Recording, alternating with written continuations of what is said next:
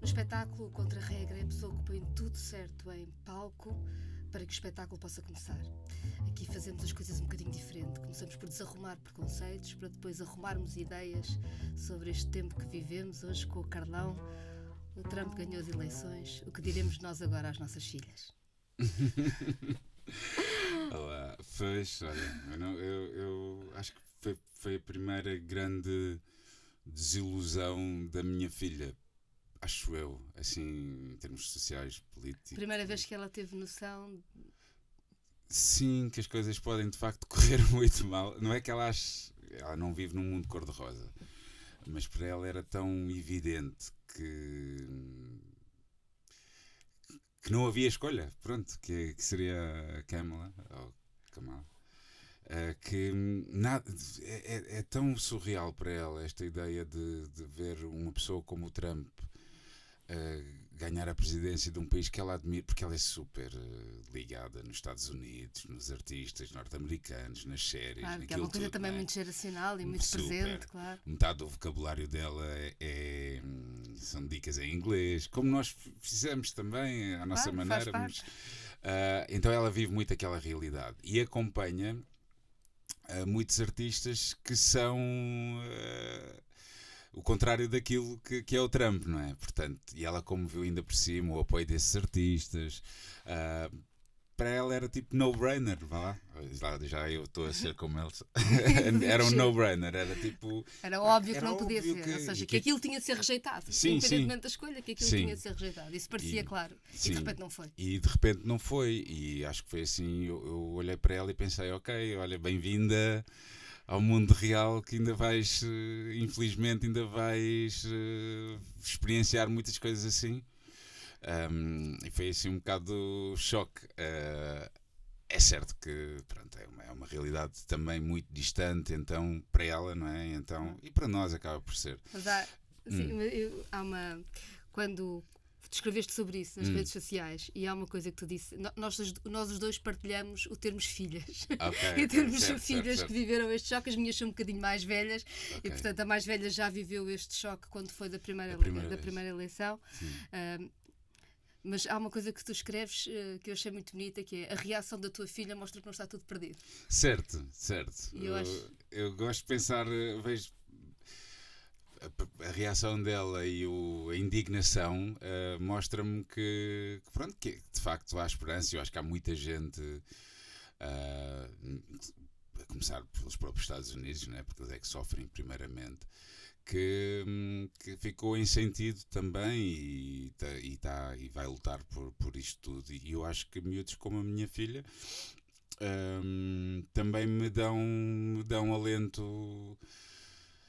Sei que há miúdos também na turma dela, cujos pais e eles também têm visões completamente opostas, não é?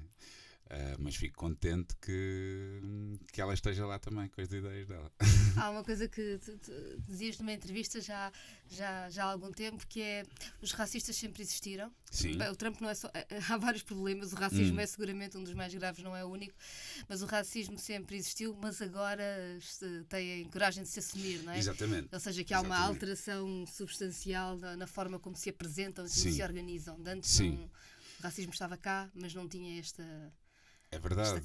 Eu acho que apareceram uma série de atores ou personagens, ou seja, o que for, na política e na vida social normal, que de certa forma nos últimos anos vieram legitimar tudo e mais um par de botas. É tudo possível ser dito e ser assumido e vale tudo, não é? E isso é, obviamente que é mau, mas por um lado ao menos nós sabemos onde é que eles estão e quem é que são, não é? E uma coisa que eu penso também em relação ao Trump ou mesmo ao Bolsonaro, uma série de... é que ao menos eles são muito transparentes naquilo que pensam, e acho que já tivemos outras pessoas que se calhar eram tão ou mais, pelo menos mais cabeça teriam, certamente mais inteligentes seriam, e então camuflavam isso e fica sempre difícil de perceber. Acho que agora temos um inimigo declarado e sabemos Sim. qual é a luta que estamos a fazer. Sim, acho que temos é que fazer a luta talvez de uma forma diferente, com armas diferentes, e pensar essa luta, porque pelos vistos não está a funcionar, não é? Não está a correr bem, e isso tem que ser reavaliado, sim. Nós conhecemos-nos pessoalmente, ou seja, falámos um com o outro pela primeira vez na manifestação que foi feita pela Justiça por Odeir Muniz. Depois daquele assassinato violento na Cova da Moura, que foi um dia de manifestação que eu acho que foi muito bonito. Uma manifestação muito grande. Sim. No mesmo dia, ou seja, não foi a primeira vez que aconteceu. Eu acho que a primeira vez que aconteceu foi até de uma forma muito mais espontânea, que eu acho que também foi extraordinária, foi uma surpresa, que foi depois de uma ação violenta da polícia no bairro da Jamaica, quando de repente na Avenida da Liberdade se juntaram uma série de jovens vindos da periferia que desfilaram em manifestação contra a violência policial. E eu acho que foi a primeira vez que assim de repente a periferia enche a Avenida da Liberdade para descer, que eu acho que é muito bonito, não é? Nós desfilamos na Avenida da Liberdade para comemorar o 25 de Abril. Sim. É bom que a Avenida da Liberdade seja usada por quem sente a violência, por quem precisa de se exprimir. Nesse mesmo dia havia uma outra manifestação, que não foi bem uma manifestação, foi um desfile mais ou menos ridículo do Chega, com muito pouca gente, que dizia que era pela polícia contra os bandidos. Certo, na altura tu também dizias, mas afinal quem são os bandidos, não é? Exato, quer dizer, é tudo tão gratuito, não é? Quer dizer, misturar coisas, e é um discurso super perigoso que infelizmente tem funcionado muito bem para eles, não é? Porque essa ideia de bandidos, eu não sei bem o que quer dizer, mas pronto, a minha imagem que tenho é aquelas primeiras horas da manhã, das pessoas, veres ali os barcos que vêm de Almada, de Cacilhas, aos transportes públicos, os bandidos, na maior parte bandidas, que se levantam às 4 da manhã para ir trabalhar. Exatamente, são esses os bandidos que ele está a falar, com condições miseráveis, ordenados miseráveis, muitas vezes não legais. É muito desrespeitoso e é muito fácil, e assusta-me nessa pessoa de saber que há uma consciência clara das coisas e um aproveitamento. É um aproveitamento mesmo muito, muito baixo, não é? Numa série de situações, mas eu não queria muito ir por esse lado. Mas é um aproveitamento mesmo. Dos piores instintos. Dos piores instintos que as pessoas podem ter, não é? É isso mesmo. Isso mesmo. É isso. Quando nós falámos antes desta conversa, tu dizias-me que acho que não vês a música dos The Weasel nem a tua música propriamente como uma música politizada. Certo. Mas é verdade que eu sou um bocadinho mais velha, somos mais ou menos da mesma geração. Sim, mas é verdade que quando vocês apareceram, e bem sei que a periferia tem mudado o conceito de periferia no sentido em que estamos a ver mais, cada vez o que estava invisível e escondido cada vez exige mais ter voz, e ainda bem. Mas na altura a Almada e a Margem Sul era muito periferia, nos anos 90. Certo. E portanto, quando de repente vocês aparecem, ou seja, vocês aparecem a falar em palco, em palco grande e horário nobre, certo. do que nunca tinha tido, do que não costumava ter acesso ao palco grande nem ao horário nobre, não é? É verdade. E eu acho que, quer dizer, não sei como é que tu sentes isso, mas o que vocês diziam na altura faz sentido hoje, ainda que tenha que ser dito de uma outra maneira. Sim. Mas na altura foi a primeira vez que teve visibilidade. Ou seja, quando, quer dizer, vocês cantavam o que era a violência cotidiana. Sim, era muita descrição da vida na periferia, sim.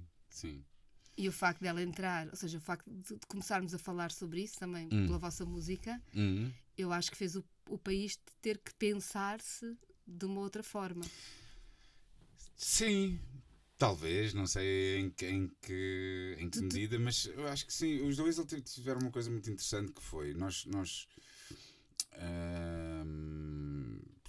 éramos todos putos de classe média, tínhamos um elemento que era mesmo do bairro, e E a nossa cultura musical era a nossa escola começa com bandas de metal e punk e hardcore também, tudo muito, muito pesado, e depois passou por tudo, por Michael Jackson, e finalmente o meu irmão ouve um disco de hip hop francês e ficou apaixonado por aquilo e bora fazer.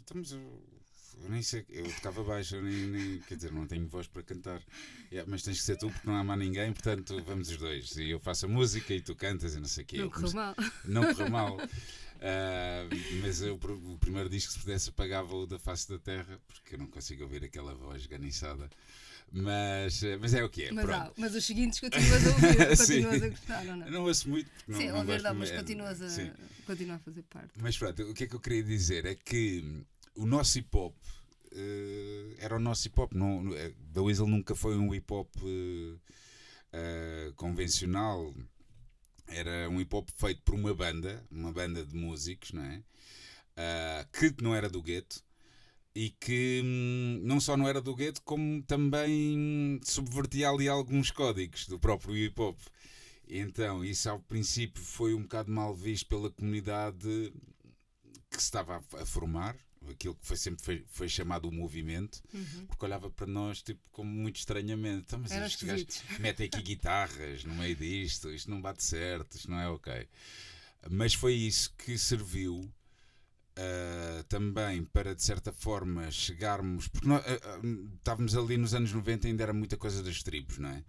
Tipo, uma pessoa ou era gótico, ou era do metal, ou era os raps do Miratejo, como o pessoal chamava, ou era Betinho, ou era... Hoje em dia as coisas misturam-se. Ainda há algumas tribos, obviamente, mas havia muitas tribos. Mas hoje misturar é mais normal, é mais habitual. É mais habitual ouvir tipos de música diferente e não sei o quê. E nós gostávamos de tudo e metíamos tudo, mas claro que havia a cola que era a voz meio rapada, não é? E eu acho que isso acabou por servir para... Se os The Weasel fossem dois MCs e um DJ, que é aquela coisa clássica do hip hop, não teria chegado tão depressa a esse ponto que tu estás a dizer, de meter as pessoas tipo... Sim, tipo eu ouvir. Eu que estava no Porto, num contexto completamente diferente, se calhar dificilmente teria começado a ouvir logo. Exatamente, eu acho que serviu de intermediário, não é? Acho que as pessoas começaram a ouvir aquilo e depois foram atrás de muitas vezes, então bora lá ouvir o que é que estes gajos ouviram para fazer isto, não é? Isso é porreiro, porque eu descobri muita soul, por exemplo. Lembro de achar que o Stevie Wonder era o I Just Call to Say I Love You. Para mim era aquilo e era muito mau. E depois comecei a ouvir os samples que havia nos discos de hip hop, Curtis Mayfield, Stevie Wonder, aquela coisa toda dos anos 60 da música negra norte-americana, e descobri muitas coisas. Acho que os Weasel acabaram por fazer isso também. As pessoas ouviram-nos e depois foram então descobrir aquilo que era o hip hop mais convencional, mas eu acho que isso ajudou. Aquilo, por um lado, até parecia ser um handicap na altura, porque não havia, ninguém misturava tantas coisas como nós, então as pessoas olharam, mas depois rapidamente conseguimos perceber que acabávamos por ter coisas que agradavam a muita gente diferente, e isso foi bom para nós. E não podíamos fugir disso, porque é aquilo que nós somos. Nós somos, eu e o meu irmão, principalmente formámos a banda, somos filhos de cabo-verdianos, cujos pais... também um deles era sempre português e era uma grande misturada de pessoal da Europa, sabes? É assim uma mistura tão grande que essa mistura revela-se depois não só no corpo e no sangue, mas também na própria cultura, acho eu. Há aquela frase que é: os nossos corpos também são pátria, não é? Essa frase é do Dino, sim. Do Dino, e tu é verdade. Assim, Sim. Eu gosto muito dessa t-shirt, desse statement, acho. E os vossos sons também são pátria, também, ou seja, essa mistura que está que está nos corpos e que está nos sons e que está na música. E há também, Tu, aliás, tens, já não como da Weasel, acho que não estou a dizer mas Sol, tens uma canção muito bonita com a Sara Tavares, blá blá blá, em que a letra a certa altura diz que qualquer coisa do género, não tenho aqui, mas é qualquer coisa do género, diz que uma imagem vale por 1000 palavras, mas as palavras sim, valem mais. eu refuto essa ideia da imagem valer 1000 palavras, acho que não. Acho que as palavras valem mesmo muito, sim, não é? Sim. E as vossas palavras na altura também foram diferentes, ou seja, as vossas palavras. Claro que no hip-hop que se fazia em Portugal já existia muito uma narrativa parecida com os que vocês trouxeram para a música, não é? Sim. Mas, digamos assim, tanta gente a ouvir. Sim. Aquelas letras é um bocadinho. Foi uma novidade. Foi uma coisa muito ingênua, sabes, também, porque aquilo começou, eu ouvia muito, tal como a minha filha, se bem que a minha filha ouve mais música portuguesa hoje em dia do que eu ouvia na altura, mas maioritariamente artistas americanos, e queria ser aquilo, e queria imitar, e pronto, acho que é um normal no artista, os primeiros trabalhos são sempre muito... colados àquilo que são as referências, né? E a malta dizia-me: tens que ouvir Sérgio Godinho, Zé Mário Branco, não sei o quê, e eu completamente fora, estás a ver? Ou mesmo músicas de Cabo Verde que eu só vim a descobrir mais tarde. Então,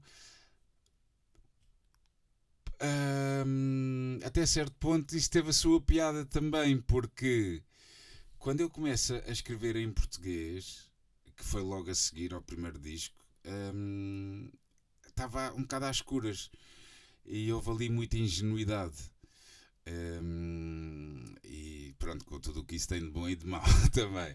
Sim. Mas o lado bom nessa ingenuidade é que de facto, de certa forma, criámos alguma coisa que era muito nossa, não era decalcada, não tinha assim um discurso, pelo menos daquilo que é o nosso legado português, que eu depois mais tarde comecei a perceber.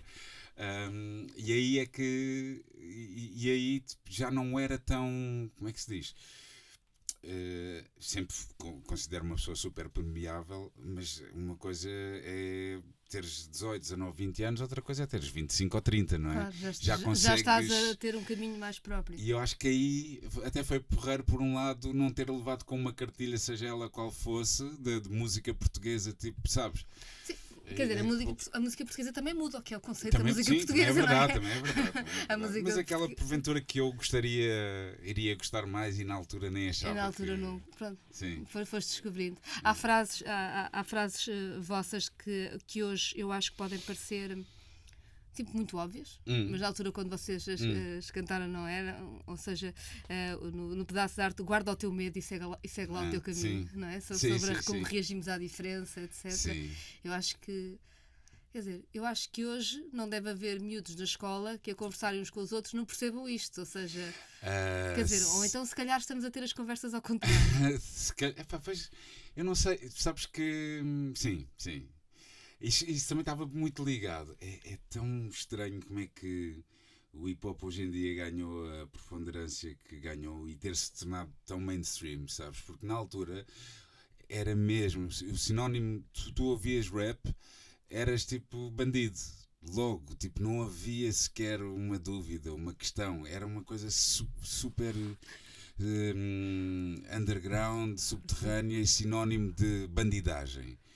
E hoje em dia tens putos brancos de escolas ricas a cantarem rappers americanos e muitos portugueses a cantarem em crioulo, sabes? É uma coisa tão estranha. Eu olho assim, a volta que isto deu.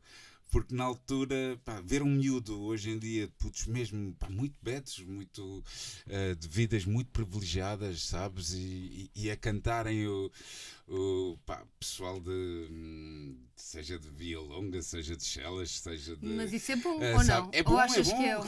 Claro que é bom. É muito estranho, tipo, como é que isto acontece? É bom porque porque a música possibilitou essa ligação que de outra forma seria muito, muito difícil de haver, porque são realidades que não se tocam. Os territórios são todos eles muito segregados, não é? Exatamente. Ou seja, as pessoas não se tocam, umas moram num sítio, outras moram noutro, umas trabalham umas horas, outras trabalham a outras. Certo, não é? certo, umas vão a umas escolas e outras vão a outras, e até os transportes são diferentes, exatamente. não é? Ou seja, o território das áreas metropolitanas é super segregado. Exatamente. E a música consegue atravessar fronteiras. Sim. Que é engraçado. Eu acho uma coisa que eu tenho pensado muito nisto que é um debate que há na esquerda, que é até que ponto é que uma reação muito reacionária e ultraconservadora contra todas as conquistas que têm a ver com a igualdade não tem a ver com o facto de haver mesmo conquistas. Ou seja, até que ponto é que a reação de um racismo mais explícito não tem também a ver com o facto de se ter dado mais passos para combater o racismo. Certo, mais visibilidades ao que era invisível. Exato, e, portanto, exato. mais possibilidades de empatia e haver quem resista sempre. Há uma... Quando há uma música vossa que na altura foi... Não, quer dizer, eu não sei agora exatamente. Desculpa, eu com os anos fico cada vez acompanhando-me. Porque a minha vida se tornou mais complicada do que ao princípio. Lembro que a primeira vez que eu tive um disco dos The Weasel na altura foi os amigos meus que me deram e disseram assim: tu gostas destas coisas esquisitas? Foi. Pronto. Mas eu gostava destas coisas esquisitas que depois deixaram de ser tão esquisitas assim. Exato. Ainda bem. Mas há a música do Negócios Estrangeiros do Sr. Presidente, vão entendendo. Sim, é um texto do José Luís Peixoto. Sim, é esse texto do José Luís Peixoto dito por vocês e a forma, e é engraçado que olhar-se para esse texto, acho eu, porque a determinada altura a cidade de Lisboa mudou, agora se calhar já não se diria Intendente, escolher-se outra área e talvez escolhessem outras nacionalidades para a imigração. Exatamente. Mas está lá tudo, não é? Mas a ideia de que este sim. espaço é como a Assembleia das Nações Unidas. Sim. E está lá a Ucrânia, a Moldávia, exato. Os países de leste e depois os países africanos de língua oficial portuguesa, não é? Digamos assim, que era a imigração da altura. E uma coisa que eu acho que mudou e que me assusta um bocadinho é... Eu acho que quando aquela música foi ouvida, era forte e era dura. E eu acho que era se calhar erro meu, mas eu acho que era entendida por quem a ouvia como uma estalada de quem está a dizer ao país que tem muita gente de várias nacionalidades que está a ser abandonada à sua sorte e que não pode. E eu hoje pergunto-me se uma música dessas não tinha a reação contrária do género. Sim. Do género, aquele sítio é horrível, tem lá gente que vem não sei de onde. Certamente. Ou seja, esta alteração, esta forma como a empatia saiu do espaço público? Sim, também há uma questão que é, lá está, hoje quer dizer, principalmente com a internet, com as redes sociais, há muito mais pessoas a mostrarem o seu ponto de vista e na altura praticamente não havia redes sociais. Mas eu acho que sim. Acho que sim, tens razão. Ou seja, há pessoas que não teriam espaço para dizer isso. É completamente diferente. Hoje em dia as coisas estão mais polarizadas, não é? E então acho que correria-se, lançar-se esse tema e nas redes, que não havia na altura, muito provavelmente havia muita gente a comentar nesse sentido que tu estás a dizer. É verdade. Porque... Mas isso é... Estava a pensar, uma reação que eu ouvi, uma música tua, acho que é a propósito de Desventura, não é? Que é... Vocês nunca foram sobre política e eu achei extraordinário porque eu achei que as vossas letras não sobre política no sentido do debate político ou da música estritamente e literalmente de intervenção em decisão política, mas política no sentido em que vocês sempre tomaram posição, sempre tiveram posição sobre o país, sempre falaram das coisas. Sim. Não... Pois, eu não sei, eu acho que é uma coisa mais social, mas sei lá, o Michael Franti, que é um músico norte-americano, assim também muito fora, e teve um projeto que era os Disposable Heroes of Hypocrisy, muito inteligentes, ele escreve muito bem. E depois, fez outras coisas já que diferentes, já não tem tanta piada para mim. Mas uma das coisas que ele escrevia era será que tudo na vida tem que ter ramificações políticas, desde ter uma simples operação, fazer uma simples operação ou levar os miúdos de férias. E no final do dia é isso, tudo é político, não é? Tudo é político. O sítio para onde vais de férias é político. A operação, então, com os seguros e com as coisas. Na verdade é tudo. Portanto, não é uma coisa politizada, mas sim política. Acaba por ser, sim. Porque falam do vosso lugar e mas não há essa premissa, percebes? Há até uma grande ingenuidade, se calhar, a falar das coisas muitas vezes, que eu depois fui ganhando uma percepção diferente de tudo. E não sei, a Aldina Duarte, que é uma pessoa que eu gosto muito. Também gosto muito da Aldina. E ela dizia-me: não, tu não és política, és social, sei lá, aquelas coisas da Aldina. Mas disse assim uma coisa do género e eu, ok, sim, acho que é um bocado isso, porque não há... Sentes um compromisso social? Sim, não há tanto aquela coisa do... E tenho-me desiludido bastante também ao longo dos anos, mais com partidos do que propriamente com pessoas. As pessoas eu continuo a acreditar nelas, mas os partidos, infelizmente... Então acho que sou mais... é mais isso. Compromisso social parece-me bem. Vou guardar essa. Não, estava a pensar, quando o Bruno Candé foi assassinado num crime racista, tu apareces num programa de televisão com a t-shirt do Bruno Candé. Sim. Ou seja, estás em horário nobre. Exatamente, no The Voice Kids. Sim. Ou seja, isso é compromisso. Podes lhe querer chamar política e chamar-lhe social, mas percebes? Ou seja, é uma atuação e é uma tomada de posição, tens sempre tomada de posição sobre o que acontece. Sim. E isso está no que tu és e no teu trabalho. Às vezes deixo passar, outras vezes não. Sim, eu acho que esses gestos podem... A mim fizeram muita diferença em pessoas que eu conheço e respeito e vou seguindo. Às vezes muito mais do que de outra forma. Eu tenho noção disso, a música é muito importante nesse aspecto, não é? Por exemplo, eu lembro-me de ter participado ter contribuído para uma ação que se chamava Drug Dealer, que era o quê? Isto foi através de um rapper que eu gosto muito, que é o Common Sense, que na altura era Common Sense, depois passou só para Common, e ele tinha uma t-shirt do Drug Dealer, e eu fui ver o que era aquilo, porque ele não é nada dessa coisa. Então era o quê? Era uma associação que mudava, ia comprar antirretrovirais a um determinado sítio para os poder vender sem passar... Fazia ali um esquema para poder tornar medicamentos contra o HIV acessíveis a uma série de pessoas. Então daí seriam os drug dealers, não é? Okay. Aquilo era drugdealer.com. E eu conheci isto através de uma pessoa da música, não de alguém da política, não de alguém de... Não sei, desde muito cedo que acho que é natural, nós questionamos as autoridades sempre, não é? Uns mais que outros. Mas uns com mais razões do que outros. Exato. Mas acho que é natural num ser humano, mesmo. Já não sei quem é que disse, eu fiquei com essa para sempre, que é a primeira autoridade que tu questionas são os teus pais, depois os professores na escola e depois as outras, os poderes instituídos e não sei o quê, mas faz sempre esse caminho. Eu acho que não há grande volta a dar, é da natureza humana tu questionares, não, mas porque é que eu tenho que... E faz bem questionar. Exatamente.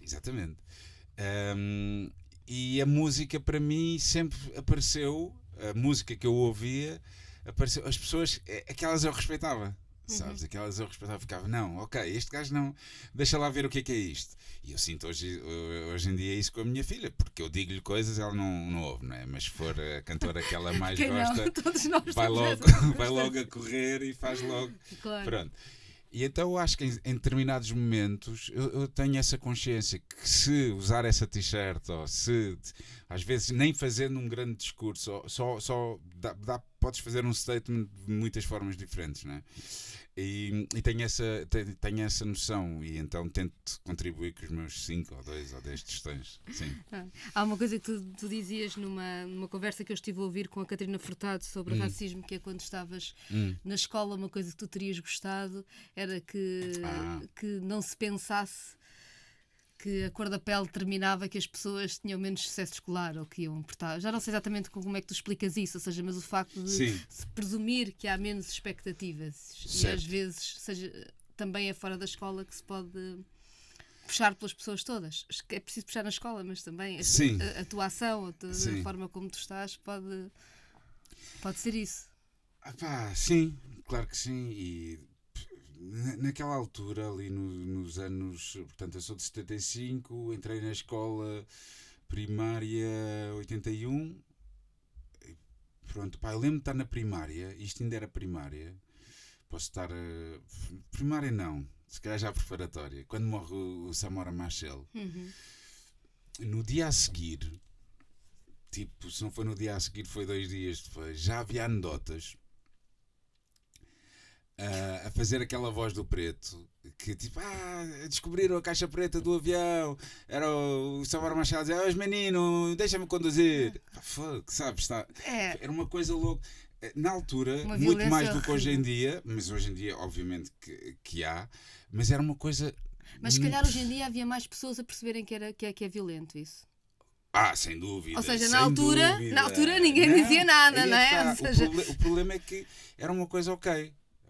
Ainda há uns dias um puto que é o Kiko is Hot meteu uma story, um post num programa da SIC de comédia, daqueles, pronto, assim, mais bregas, não é?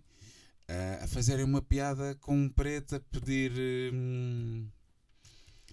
um empregado de mesa, nem vale a pena entrar por aí, mas aquilo é uma coisa... Tu ficas assim, como é que isto foi possível? Agora... É que não estamos a falar sequer da RTP, na altura da RTP e RTP2. Não, aquilo já era SIC, sabes? Uma piada assim, uma coisa... Não, hoje em dia não passava. Não passava. Portanto, eu acho que aí, eu quando digo nesse episódio, nesse depoimento que eu fiz para o podcast, quando digo, havia uma forte possibilidade de tu acreditares nessa...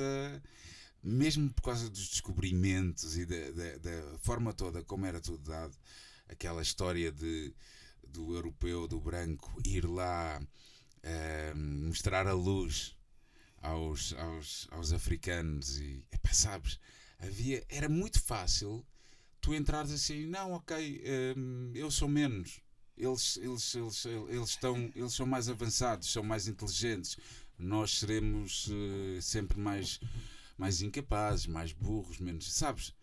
E isso é o que é o grande perigo do racismo, acho eu, é a dada altura tu acreditas, será que isto é mesmo verdade? E questionares isso, isso é horrível. Porque tu achas, eu dei por mim a pensar, se calhar é mesmo assim. Se calhar é mesmo assim. Eu acho que isso é uma das coisas que eventualmente haja hoje. Eu acho que há mais gente que sabe que não é assim. Ou seja, acho que há menos silêncio. Ou seja, é muito assustador a forma como cresce a política do ódio e até como recruta muitos jovens. Mas ao mesmo tempo eu vejo muito mais jovens com instrumentos que eu não tinha, que tu não tinhas, que nós não tínhamos, claro. Para nos anos 80 e nos anos 90 era tão difícil sequer dar nomes às coisas. Exato. E agora acho que temos os nomes. Há depois outras coisas complicadas. Tu escreveste sobre isso no entretenimento, nas questões agora que também são... Eu acho que são muito desafiantes. Eu tenho muita dificuldade em dizer que está tudo errado ou que os mais novos são muito permeáveis, porque eu acho que somos todos permeáveis ao momento. Mas tu tens uma canção, a Demasia, que é sobre a ultra exposição da imagem, do momento, do que isto das redes sociais nos faz ao cérebro. E aqui eu confesso que fico assim, por um lado vejo as pessoas com muito mais instrumentos do que tinham antes. Certo. E por outro lado vejo-as muito mais vulneráveis e muito mais expostas ao mesmo tempo. Muito mais. E isso é uma noção. Eu vi uma pessoa a fazer, uma pessoa muito conhecida, a fazer uma story com um ente querido prestes a morrer da família. E então, isso muito depois do Demasia. Ok. E então, aquilo é mesmo. Já é o standard. Eu acho que se não estiver lá, não aconteceu, né? Parece que não aconteceu. Então parece que as pessoas têm que estar sempre a colocar lá esses momentos, porque senão não aconteceram. E então tem que estar.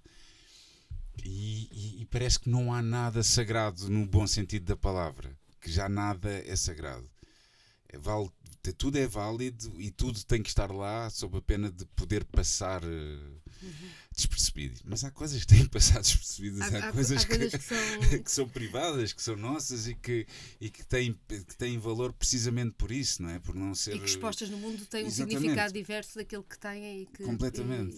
E ficamos completamente vazios ou mesmo. Completamente sem instrumentos. Sim, não é? E isso de facto assusta-me muito, e assusta-me muito a pressão do... assusta-me, porque eu sei que essa pessoa, quando fez isso, era só uma coisa normal, percebes? Não estava sequer à procura de likes, porque se calhar está à procura de likes noutras coisas, mas aquilo ele achou que era normal, sabes? E isto não pode ser normalizado nunca, quer dizer. Mas está a ser. Mas isto também. Pá, eu não sei. E como é que a gente reage a isso? O primeiro reality show que aconteceu, e acho que em Portugal nós vimos todos. Sim. O primeiro porque não sabíamos o que mais era. Mais ou menos em choque a pensar o que é que está a acontecer. Eu também, para mim, aquilo na altura foi como é que isto é possível? Como é que é possível? Ou portanto, seja, como é que. Quer dizer, não sei. As pessoas há uma desensibilização. Sim. Não é? Eu tenho muita dificuldade em ver a vida privada dos outros, não quero. Sim, exatamente. Ou seja, não. Claro que queremos solidariedade, claro que eu defendo que não há, ou seja, ainda por cima eu como feminista, passo muito boa parte do tempo a explicar que o que se passa dentro de casa ou dentro de uma relação pode não ser só privado, pode ser crime público. Exato.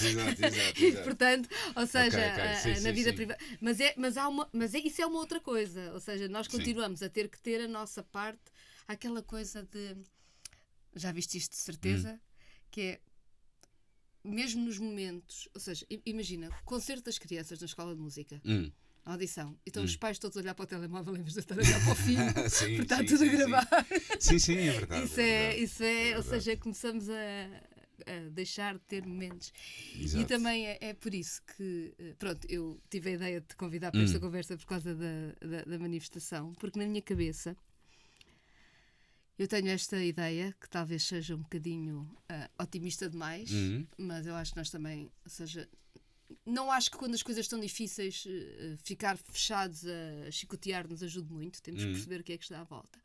Uma das coisas extraordinárias na manifestação de não há paz sem justiça, não é? Ou seja, depois da morte do Oded Muniz, ou seja, a manifestação que sai da tragédia, ou seja, estamos a falar de uma reação a uma tragédia, de muita raiva, de muita revolta das pessoas. O que sai é não só uma manifestação muito grande, que é ótimo, uma manifestação absolutamente pacífica e uma manifestação que não foi só, digamos assim, de muita gente aliada da luta. Não, veio mesmo gente que sofre aquela violência e que veio dos bairros da periferia da área metropolitana. E isto não é fácil, ou seja, não é fácil esta deslocação, não é fácil vir, não é fácil esta mobilização, o assumir e estar. E a certa altura, na manifestação, há uma altura em que eu me encontro, um pouco por acaso, ao lado de um grupo de mulheres, que era do bairro de Zambojal, e que vinham a falar das suas vidas. Depois, uma coisa que elas me contaram, muito interessante, foi que quando... Porque houve uma ação da polícia em casa da família do Oded Muniz e que estava lá muitas pessoas e que foi agressiva e que, aliás, está por ser explicada ainda. Mas elas diziam assim, é que não percebem, é que nós, quando morre alguém, vamos para a casa da pessoa para garantir que durante 7 dias se está a rezar. E isso é um hábito da Igreja Católica em Cabo Verde que nós mantemos no bairro. E as pessoas achavam estranho as pessoas irem para lá, mas não, as pessoas estavam a ir para lá porque estávamos no nosso culto. Sim. Solidário e, na verdade, bastante corriqueiro e normal, completamente desentendido. E as mulheres que sofreram aquela violência não ficaram em casa. Estavam juntas na manifestação e acharam por bem estar a explicar isto, porque queriam fazer-se ouvir. E de repente isto não passa nas redes, não passa, mas elas estavam lá e elas estavam a falar com outras pessoas. Elas falaram comigo e falaram com outras pessoas que não vivem com elas para explicar. E isso é uma grande vitória. E esse encontro, não é? Isso é uma... Sim, é verdade. Porque eu acho que aqui há uns tempos isso não acontecia. Elas não iam, e se fossem provavelmente não iam falar e não percebiam que tinham de explicar, ou seja... Não é que elas devam explicações a ninguém, que não devem. Mas, mas quererem que se perceba, que quererem que a vida delas seja explicada. Ou seja, eu não quero que os meus filhos sejam agredidos porque andam na rua, por causa da cor da pele. Não quero que eles sejam considerados suspeitos só porque sim. Isso... E uma das mulheres dizia: nós somos aquelas que se levantam às 4 da manhã. Foi a primeira coisa que ela me disse. Eu fiquei. Eu não vou. Devo confessar que não sou muito de manifestações. Costumo descer a avenida no 25 de Abril, sim. Fiquei muito contente com aquilo que senti, com o que vi e o que senti nessa manifestação, porque é um bocado isso que estás a dizer. Há uma postura diferente. Já não é aquela coisa tipo... Há uma esperança que eu acho que, apesar de todo o desgosto, toda a dor, de toda a insatisfação, há uma esperança. Por só a esperança é que pode fazer com que as pessoas saiam dos seus sítios e mostrem e falem, e isso é tão importante, porque acho que durante muito tempo foi um bocado pá, esquece, nada poderá sair daqui, ou sair de alguma coisa é só má, portanto nem vale a pena. E então haver essa luzinha é bom, é muito bom. Que as nossas filhas se importem. Sim. E que possam também fazer os encontros, não é? Estes encontros das várias vidas. Eu vejo muito, obviamente através da minha filha, que há coisas que mudaram tanto e para tão melhor, não é? Tipo, sei lá, desde miúdos de 13 anos que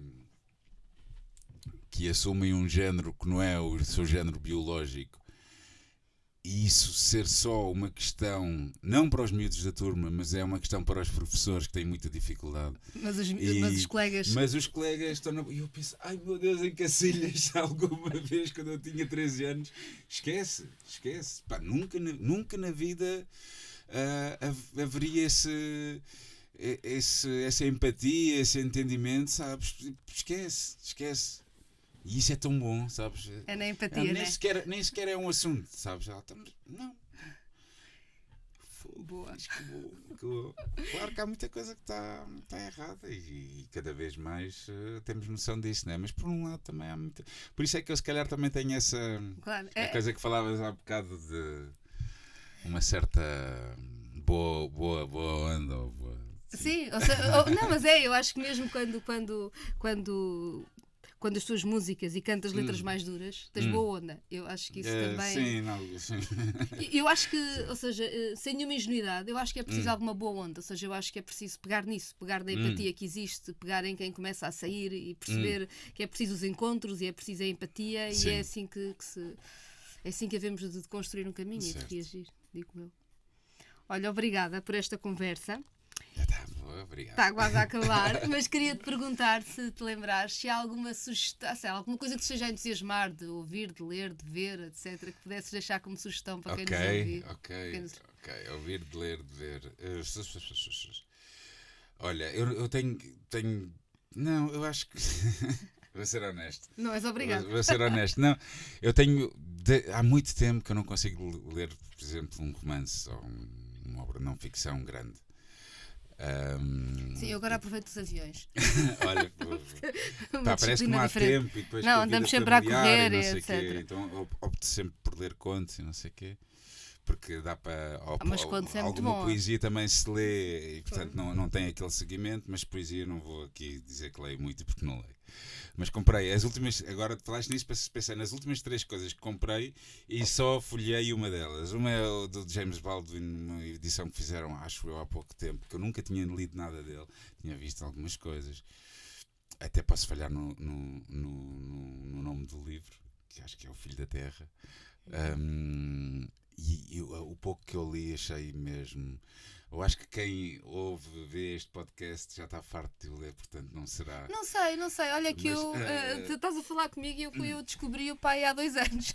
Foi. É um nome que eu já ouço falar há muito tempo. Também mas na verdade que li pela primeira vez. Eu acho que aquilo tem ali aquele ensaio. Depois comprei uma Clarice Lispector também, que é daqueles nomes que eu ouço falar há muito tempo, mas ainda não consegui pegar. E eu acho que há uma coisa que é gira, que também eu nunca li o To Kill a Mockingbird, da Harper Lee. E no outro dia, eu acho que isto pode ser muito giro até mais para os miúdos. É mesmo muito bom. Porque há uma livraria que tem muitos livros em língua inglesa, mas também alguns, e que cada vez vai ter mais livros em português, e é uma livraria muito direcionada para o público infantil. E eu comprei uma edição para mim, eu gosto muito de BD, que é uma adaptação. Uma novela gráfica. Uma novela gráfica da Harper Lee. E comecei a ler aquilo, já estou assim, tipo.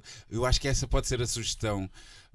Se calhar não para o público, mas para os filhos.